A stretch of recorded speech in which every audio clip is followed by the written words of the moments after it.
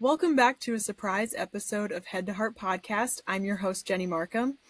Today I'm bringing a guest that obviously is a surprise. I didn't expect to be recording another episode after this podcast ended in September 2024. But we just had this cool connection and I was like, this is probably a cool opportunity and God might be leading this. So I'm going to introduce Dr. Natalie Atwell to all the listeners. Dr. Atwell has been in the counseling field since 2005 after receiving her master's degree in education and counseling from Liberty University. She also earned her doctorate of education in family care and counseling at Liberty. So she's a licensed clinical mental health counselor in the state of North Carolina.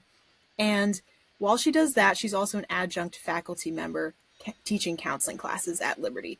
So she sees people from adolescent to adults. She does family and marriage counseling, premarital counseling, but her specialty is spiritual issues and spiritual trauma. And she deals with issues like anxiety, depression, relational tension, things like that. So Natalie, I said a lot about you. Is there anything else you would add or a fun fact you want to throw out there? Yes, I love fun facts because I think they tell just interesting things about people that's not in the, nerdy biography type things. And so it's really just who I am is I love to laugh. I love adventure. And to be honest, my current research areas that we're going to discuss really have grown out of that adventurous spirit. But a really weird fact about me is that I love to smell books. I feel like actually I read that on your website somewhere. I feel like you included that fun fact. Now it's coming back to me. I love it. That's awesome. Oh. Makes fun of me for that, and that's okay.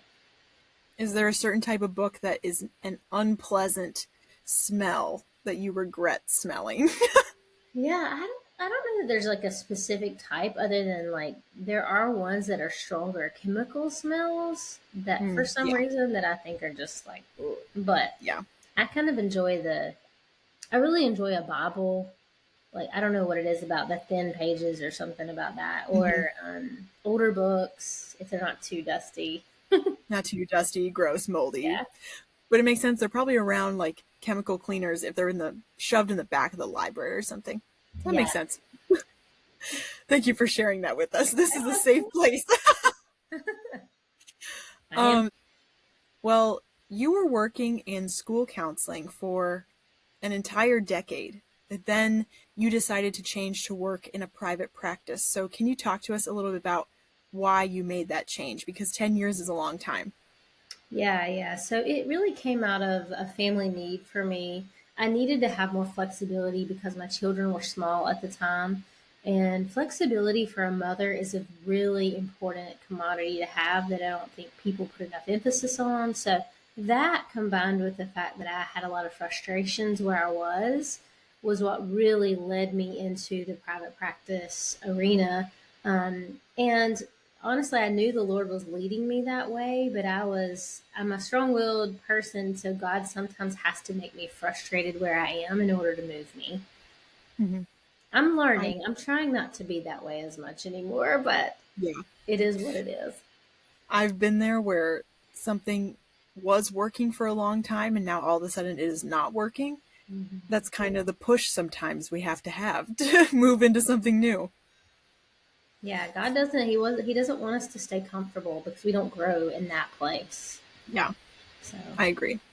So now in your current work, you're dealing with problems not only from a clinical perspective, but also a spiritual perspective. And I feel like you emphasize that spiritual side more so than other different types of counselors I have seen and maybe even interviewed in the past. But when did you first start to notice how intertwined spiritual warfare was in the mental health struggles that you were seeing in clients? This is really an important question, Jenny, and I'm so glad the Lord led you to give it to ask it because a lot of counselors, especially faith-based counselors, they might feel confident in their ability to, at times, pray with a client, bring in biblical, knowledge, or be able to just meet someone where they are from that perspective. And that's probably where I landed before the last several years. Really, when the pandemic started, was when I noticed a massive increase of just things that were so much more spiritual warfare than anything that I felt like they were doing prior to the pandemic. And I don't know if that's the attempt of the enemy at mind control over young people, just things like tearing families apart and all that. But God really revealed to me that this is a spiritual battle. And sure, we can argue, and I could have argued lots of things were spiritual battles prior to that point in things that I saw within the counseling setting. But it just became to me much more apparent in the last 5 years. I think that's so interesting because that was the time where I think, sure, generally people were lonely before the pandemic, but then the loneliness just went up, just skyrocketed. So it's really interesting. Um, as I was creating questions for you, I started remembering this one time I went to a Christian college. So I remember one time we had this class that it was a type of class where there were different speakers almost every week. So we got a variety of topics. And one class, this was in 2019, so this is right before the pandemic, actually. Yeah. But there was a speaker in the class. She had spoken just a few times before. Mm-hmm. And she started talking about how some things were tied into spiritual warfare. So the series she was doing was on spiritual warfare. It was really interesting. And I felt really equipping and good. And then there was one class where she kind of touched on, some issues that affect your mental health could also be tied in with spiritual warfare. So she started touching on, like, if you are really anxious, you could be believing some lies, and who is the father of lies? We know that as Satan. So as she really just literally just poked at that, it was like she was poking a bear in the class. And it wasn't everyone. It wasn't even the majority of people. It was just a small group of students who had a really big problem with that. Yeah. And started asking questions that were less like questions, more like an interrogation type thing. I'm very defensive, very upset about that she possibly could be insinuating, how dare you think I'm listening to the devil, or something like that. And I was really interested and curious about that, of thinking, why does this idea of saying that spiritual warfare could be tied in with mental illness, why does that cause such offense sometimes and defensiveness automatically in people? Man, that's an excellent point, and I think it's an easier conversation to have now because some of the things are so evident. But there are still people who, will give pushback on this topic and pushback on the idea. And that's where I'll just try to gently and lovingly let them know that it's because the lies of the enemy are so powerful and deceptive. And mental health has always, originally been taught as an individual problem, as in it comes within the person. So if you've been taught that that's what mental health is, then when you hear it could be related to spiritual warfare, then you think there's something wrong with you that's causing the warfare. And my argument in that whole debate is that the influence of what causes mental health issues comes from outside the person, but the internal aspect is the choice that we have as humans to either partner with by agreeing or engaging in, or it could have been by something that was done to you. So, for example, sexual abuse or something like that. And really, because when I say it that way, when I say the battle is not against your flesh and blood, the battle is an outside influence has influenced you to have a mental health struggle. That's actually a freeing conversation. Mm-hmm. But the sad reality is that most people today have made mental health their identity. Yes. You hear it in things like my anxiety. Yes. They own PTSD. They love, sadly, a diagnosis in a lot of ways. And not, I hate to say it, but it's like they're just seeking and searching so much for this identity that they've partnered with a mental health diagnosis. And I think that's really sad.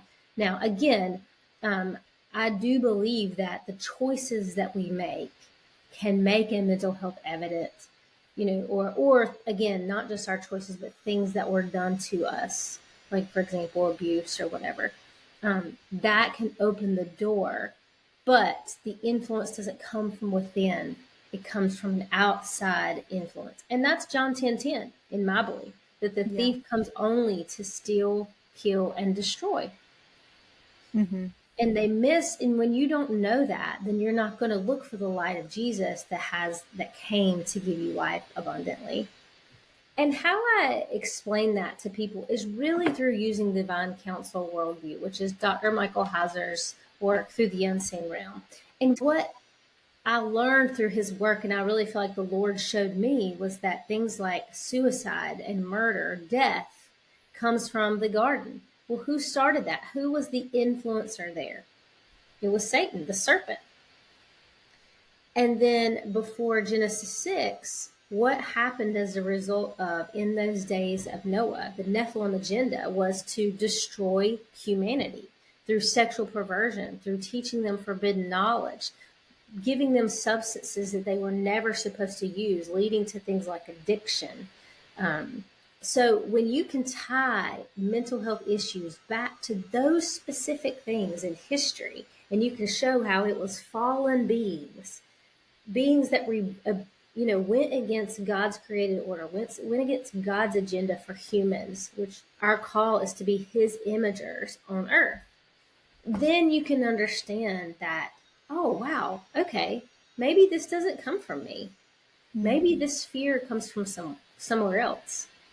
Yeah. Maybe there is a generational issue within my family that's causing this, but I want to figure out where it is so that I can, make a choice not to partner with that anymore. Yeah.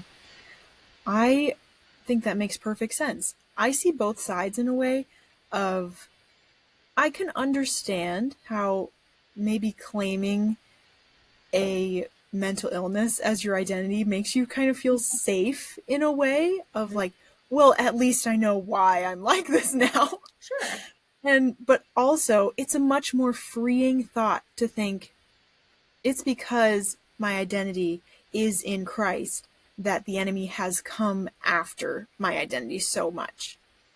I was reading the book called Captivating by Stacey Eldridge, and I think her husband also co-wrote it with her. So John Eldridge, do you know that book? Yeah. So I read it when I was 15, and it was a life changer for me because there's a line in it that I'll probably butcher as I say it now, but it's something to the effect of it really changes everything to see that it's because you are God's that the enemy hates you. Mm-hmm.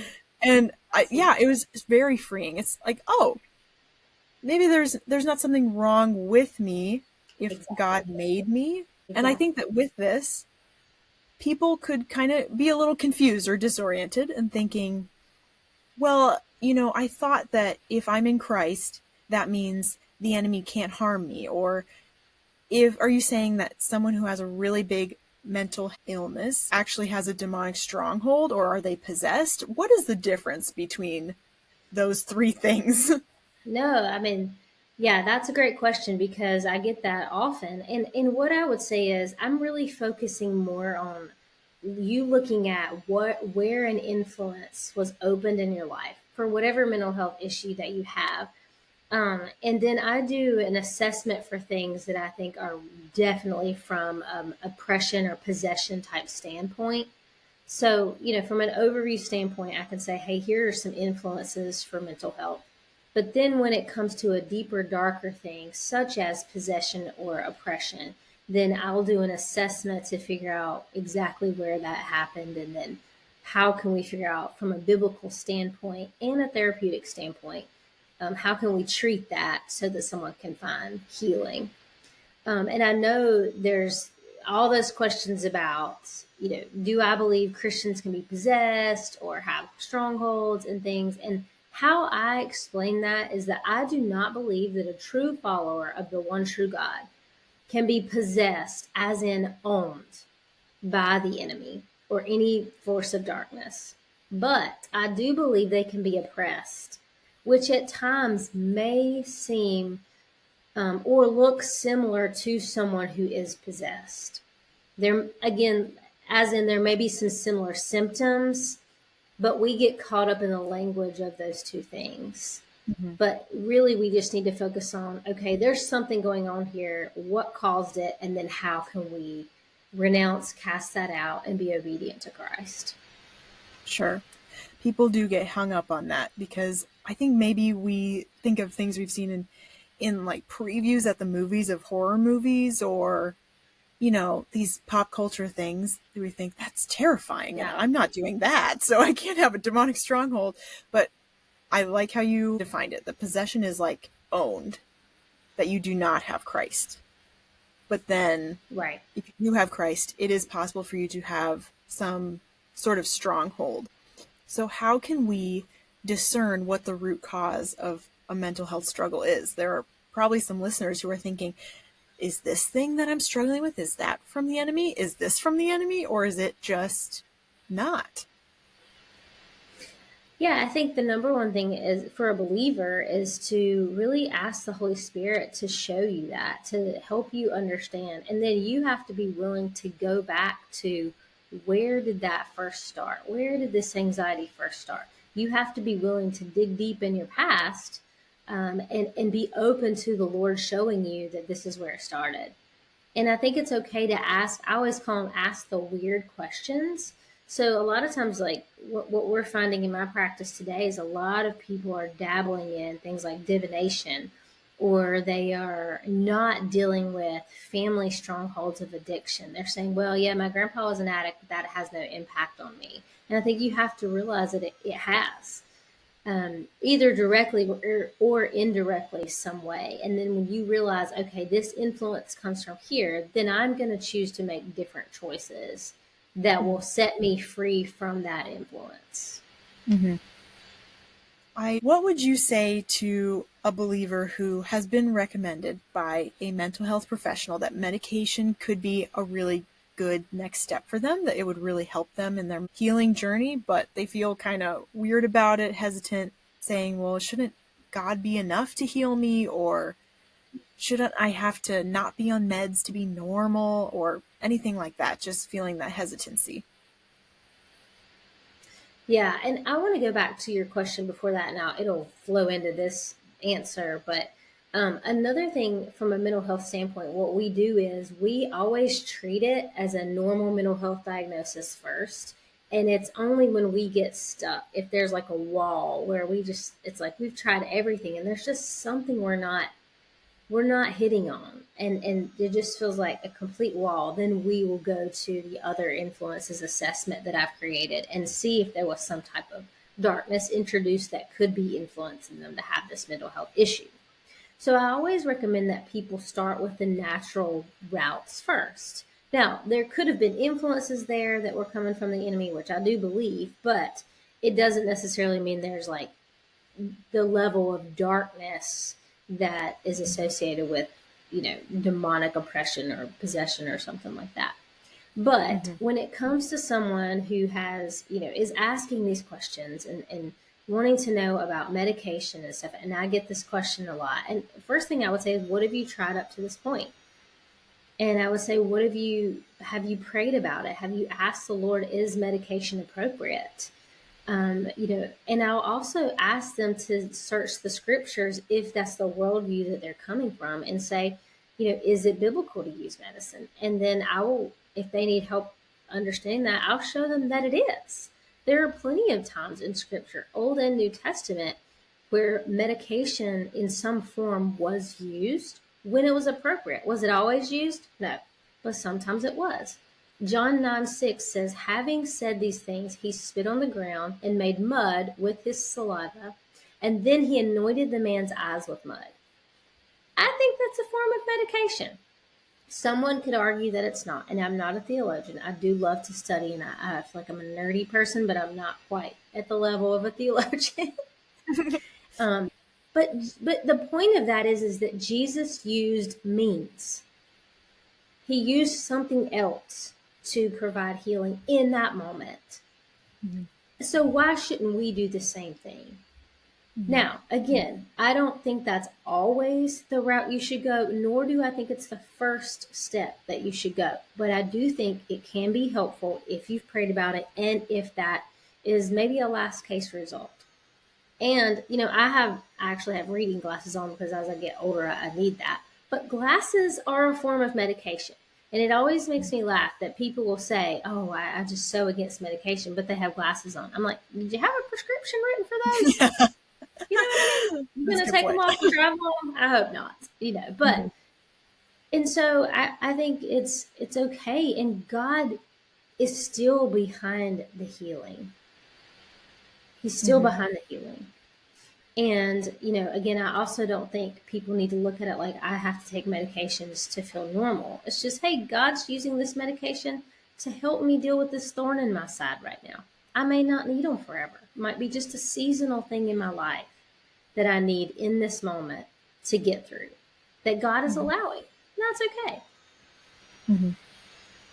We've talked about some things that, there could have been open doors, you could say, to the demonic in someone's life. What are some of those open doors that someone should probably start closing if that has been opened in their life? Yeah, so definitely sexual perversion of any type because it messes with the image of God that He created you to be. Um, Thoughts of death, murder, suicide, abortion, even. It's trying to kill the human imager. Engaging in witchcraft, doing rituals, being a part of things that, like fraternal orders, who can engage you in rituals that are, putting curses on things. Psychedelics can do that, or hallucinogens at times. Anything that attempts to change your humanity. So even things like transhumanism, that's a big thing right now. Mhm. Dark arts, magic, forbidden knowledge, even things like intense pride or narcissism in such that you are trying to control other people, or things like racism or hatred that makes you want to just rid, you know, society of that, type of race or nation that God actually loves. Mhm. I think that that's so interesting that you brought up like a form of hatred and unforgiveness in that long list of something you would probably consider, oh, well, that's it's kind of dark. You're comparing that, oh, to tarot cards or witchcraft of some kind. And then also hatred and unforgiveness is in there too. So that one's a lot more socially acceptable, you could probably say. Yes, absolutely. Most depression is rooted in unforgiveness. Wow. Mm-hmm. I am surprised, but yet not surprised at the same time. Is that what you have seen in your experience in counseling? Absolutely. Yeah. There's a root somewhere there.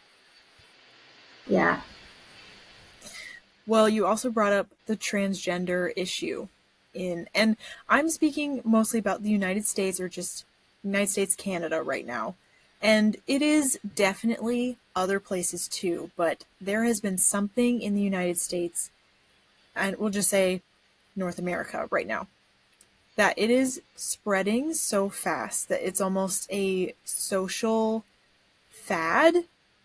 I'm not saying that everyone that struggles with that is doing it for social reasons or just experimenting. That some people, that isn't true. Some people do. Other people are saying, I've struggled with this my entire life. But why are we seeing such a rise in it recently in the United States and Canada? Transgenderism is actually a really good mental health struggle that we can talk about, that where people have a hard time. Is this from the enemy, or is this something from within? This is who I am, or whatever. And I would say someone who truly struggles with transgender ideation and has from as early as they can remember, which is a very, very small portion of the population, less than 1%. I would say those people definitely have, some type of influence in their life that the enemy is trying to attack them and change them into being someone that they weren't created to be from birth. Whereas those people who are really more of the fad transgender movement, I would say that's more of a mental health issue related to just societal impact, which is still from the enemy as well, but it's not, it's just a different, does that make sense? But back to why has it grown so fast? I mean, you really hit on it. I think one, it's from the enemy. It's his agenda. He truly wants to defeat and destroy humanity. And I think it's growing in, its influence because of the increase of knowledge that's not applied or used in the right ways, such as social media. And I'll be honest with you, people probably won't like that. They won't like that we're even having this conversation and saying it's a social thing or whatever. But I haven't, in the last several years, the amount of transgender ideation people that have been recommended to my practice, the amount of those that also are on TikTok that are following the same messaging constantly and that also have all their friends are transgender is unbelievable. So you can't deny the influence that this group think is really having. It's almost like I don't fit in anywhere else, so I'm going to adapt this gender identity, and that's going to be my new identity. Wow. Yeah, if you think about it, you could say that the motto of this transgender groups and culture is love, acceptance, equality. That's like the message they are saying over and over. So in a way, it does make sense that someone would say, well, I don't fit in anywhere else. I might as well try this one.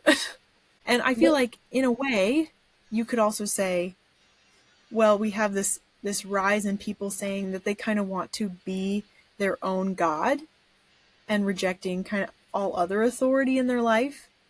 And so, and saying, I want to be the other gender is saying that you are God over your gender too. So there's a lot of things impacting it. Yeah, absolutely. I get to choose whatever I want to choose. Yeah. And you're exactly right. You can choose, but you might be choosing to walk in darkness. Yeah. Do you see a lot of spiritual warfare that is coming through social media right now? And how would that work? How does spiritual warfare come through just our phones in front of us? Yeah, I mean anything that strongly influences a person can be used in spiritual warfare. I mean the enemy, he's like a roaring lion seeking who he may devour. He studies you. He knows if you're on your phone more, then I'm going to use your phone to influence you. If you're not on the phone that much, obviously he can't use that to influence you. So he may use your family, he may use your work, he may use other things. But so many people are on their phones today. And the way phones were designed, especially when it comes to social media, was to make you have good connections or good feelings. And that it actually hits on the center of the brain that is related to attachments. However, it's not a good human attachment like you should be making with other human beings or with God, but you're still making an attachment. It's kind of the same thing as addiction. In addiction, if you're addicted to a substance, it hits on that exact same part of your brain. So you have an unhealthy attachment to that substance or to that thing. And you keep trying to get the same experience out of it over and over, and you keep going back to it, but it never hits that way. So every like you get, every good comment that you get, it's like feeding this unhealthy aspect of you. So you can see how the enemy uses that. Yeah. Wow. What are you currently seeing in clients that you have counseled in their experiences with something like TikTok, Instagram? How is it negatively impacting them? Definitely an increase in self-harm or those types of behaviors. They get a lot of ideas from there. I mean, it is what it is. It's sad, but it's just true. So an increase in that, an increase in transgender, increase in pornography. Oh man, if people don't want to believe anything else that we've talked about here, I need you to hear this today, that 1/3 of the internet is pornography. 1/3. That was a statistic that I found when I was doing my dissertation. And I was just, it still wrecks me. And that was 2019, so it could even be more than that. So it's big business. And Mm-hmm. that hits on so many different aspects. So that definitely is something that we see. And you can't get away from it. I mean, I have teenagers and I try as hard as I can to block things and to put guardrails in place and to let them earn certain privileges, while they're at home so I can lovingly teach them. But I mean, you look on your search page on Instagram, and if you're an athlete, it's going to have all these crazy pictures of girls or things that you shouldn't be looking at. Mm-hmm. So beyond that, it's even things like a false sense of what a human should be, Yeah. or the increase of engaging in dark practices. There's a lot of new age influencers and a lot of people out there that are just pushing things, and then people are being influenced by, oh, that's not a big deal, but they're looking at it and they have no idea that what comes in does matter. Mm-hmm. And then overall, it's just people aren't really searching for truth anymore. They're just searching for what fills their, void or makes them feel good for that day. And ultimately, they're losing the ability to think critically. Wow. Isn't it interesting how you said they're searching for what they need that day? And it's kind of like God has already provided our daily bread for us. It's like right there. We just don't reach for it, and instead sometimes we'll reach for this other form of daily bread, which could be social media scrolling. For someone who's feeling very, very lonely right now, and maybe they're realizing, maybe that's why I'm trying to get my daily bread from social media, or I feel like I'm on my phone too much, what would you give them for advice to get out of that? Yeah, I mean, everybody's different. Some people can stop cold turkey. They're those people. But most of the time, I encourage people to slowly stop, to slowly or slow down their access or what they're allowing into their home, into their mind. Like, setting good boundaries is really the key, and not allowing technology to control you, because you might not think it is. You might think you're the one in control, just like you're the one in control of, your addiction or whatever. But the reality is it's controlling you if you can't stop, if you can't have healthy boundaries in relationship to it. So be controlled only by the Spirit of God and nothing else. And that, again, I tell my kids, I have limits on my phone because I don't want to be on there all the time. And it's one of the strategies I give clients all the time. Don't allow yourself to have hours of doomsday scrolling, as they call it. Maybe just give yourself 15 minutes a day. Maybe you only look at it Monday, Wednesday, Friday. I don't really know what the boundaries, you need are, or the person in front of me specifically needs, or the listeners need. But God can help you show that. I would say, you don't need that an hour a day in your mind, or 30 minutes even. That's good advice. I actually have a friend who recently was telling me about her scrolling habits and how she wants to have less screen time. And she said, I think I just need to, lock it after a certain point and give someone else the password. And I said, well, you could give the password to me if you want. And she Yeah. said, thank you. I've told several people about that who are friends, and no one has offered. But you're the Wow. first person to offer. I was like, listen, I will gladly do that for you. But it really is kind of a team effort. I couldn't do that. If I had the password, there's no way I'd be able to do that for my Mm-hmm. own self. And so this is kind of a team effort that if we collectively, one at a time or all together, try to do this, it will be so much easier and take away kind of that FOMO feeling of like everyone's on social media, but I'm not. Yeah, it's so true. It's so true. And you'll feel better. You'll notice a decrease in anxiety. You'll notice a decrease in a lot of things. So I would just challenge people to try it. Try it for a week and journal how you feel. See what happens. Mm-hmm. I love that. So, what would you say to someone right now who is struggling with their gender identity or sexual identity? And what would you tell them is really going on in the spiritual realm behind all their wrestling with that? Yeah, I would say don't believe the lie of the enemy that it's you, that you were born that way. Were you born into sin? Absolutely. But it's coming from an outside influence. It's coming from a fallen being who's attacking you, or an idea from a fallen being that's saying you're not in the right body. Or you love someone that God's forbidden you to love. And God's a mean God because he's forbidden that. Or God will still love you even if you're doing something outside of his created order. And he does love you. He does love us all, but he also is a just God. And he says, my plans for you are good. They are for a hope and a future. But if you follow your plans, you're not going to have that. And, so I would say, and also acknowledge that no matter how you feel, your choices are the things that either enslave you or set you free, depending on who you choose to obey. And to be honest, that's not just a biblical principle or truth. It's a truth that's proven in science.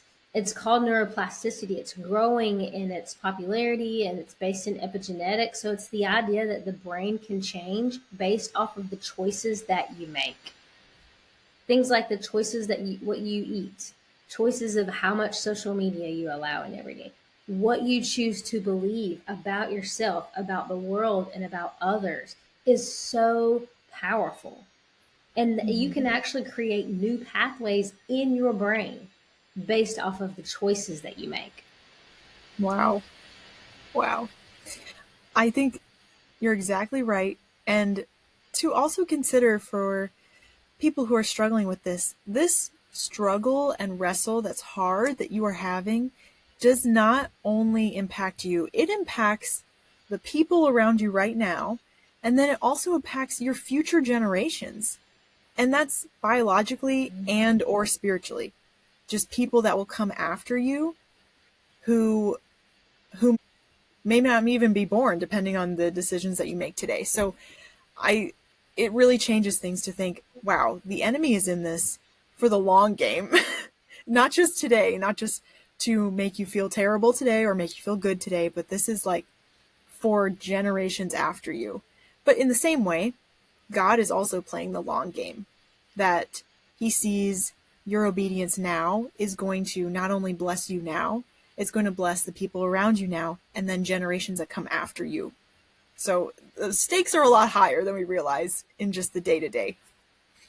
They really are. And one of the things that I really came to understand more in some of my studies in the last several years was that the enemies of God, especially in the days of Noah, the Genesis 6 story, you know why they wanted to pervert humanity from a sexual standpoint? Is because they hated that we were able to reproduce and that we had dominion on earth. So the fact that we were giving the mandate to marry and have offspring that would have dominion on the earth is one of the things that they hate most. So if I can tell you you were born in the wrong body, if I can tell you that you should be a homosexual, if I can tell you that you should have sex with things that you shouldn't have sex with, you're not going to have dominion on earth the way God designed it. You're also not going to reproduce. I know there are tons of researchers out there these days who are trying to find ways for creation, for people to reproduce in other ways, but I can guarantee you it will never happen because God won't allow it. God's not going to allow a man to have a child. Mm-hmm.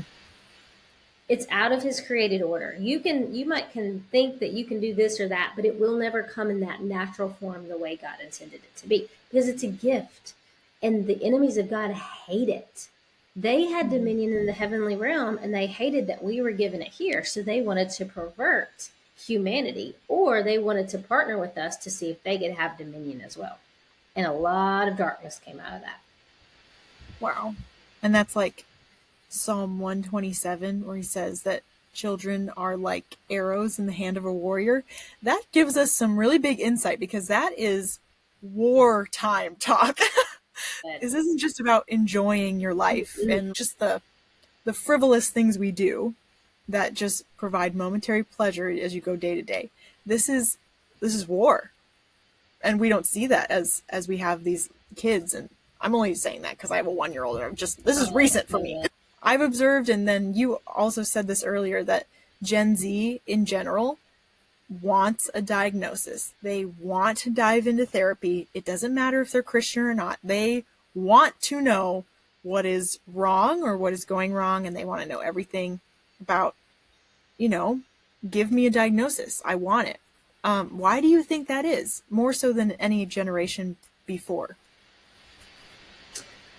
A couple things. One, like we talked about before, is they're struggling with identity. And so for this generation, mental health has become an identity in so many different ways, whether it's anxiety, social anxiety, PTSD, it's a gender identity issue, so many different ways. If that is a part of it. But the other part of it is not necessarily a bad thing, but is they are longing for connection. And that is one thing that God wants us to do. So I'm thankful that they're more open to mental health therapy. But then I also want to say to those adults out there, those church leaders, to those teachers, to parents out there, that you need to focus so much of your time and energy on face-to-face interaction, because kids are starved for true, genuine, healthy attachments. And there's no better way to build those than face-to-face. That's where the joy is actually experienced in people. It's where loving, loyal attachments are built. It's also where you can build a loving attachment with the Lord, is when you spend one-on-one time with him every day. And you also spend time with others who love him. We are shaped by who we love. Most of the things we do is because someone who loved us encouraged us to do this thing or not. A lot of our habits, a lot of our things. And so because a lot of kids today don't have healthy attachments with people in their lives, they are struggling. And they think, okay, I'm going to talk to a mental health therapist about it because I can't talk to anybody else. Yeah. I love how your job is technically to work yourself out of a job. That you're like, I hope that you get healthy enough and build the skills enough to have these connections with other people who love you too. Well, Absolutely. we've talked about quite a lot, and I know that you've made some resources that you created to help people with all these topics that we talked about. So what are some of those resources that you've made? Thanks for asking that. And now on my website, Mental Warrior Consulting, I have some courses that people can take if they're interested in figuring out if there are weird influences in their life related to mental health. So I have courses for those who are doing therapy or doing ministry in this area, lay counseling even, or just people who are interested and want to know where these things come from and then how can we deal with it from a healthy, biblical, and an evidence-based therapeutic standpoint on there. And then I have lots of podcast interviews, blogs, information. I'm just trying to expose the deeds of darkness and really encourage people to find truth and healing in God's word for their mental health issues. So I have TikTok videos, I have all kinds of stuff. It is okay to look at good things on social media, just not too much. Yes. I've had to embrace that, even though I didn't want to. Mm-hmm. Well, Natalie, thank you so much for Jenny. reaching out and for interviewing. I am so grateful we got to have this conversation. For those who don't know, this podcast officially ended in September 2024. But then I don't know her job title. What is Madison's job title? She helps me with all kinds of marketing things. Okay. So Madison, who's in charge of marketing for Dr. Natalie, she reached out to me and said, would you like to have Natalie on your podcast? And I read all of Natalie's work and just her bio and things. I was like, this is the type of guest I've always wanted to have. And I've been thinking so much about this issue specifically with spiritual warfare recently and in the last few years. So it was just a blessing to be able to record a random surprise episode for listeners. And yeah, thank you so much for coming on today. Thank you. And I love how the Lord's timing is perfect. And, there's somebody out here that this is supposed to resonate with. And so that's our prayer.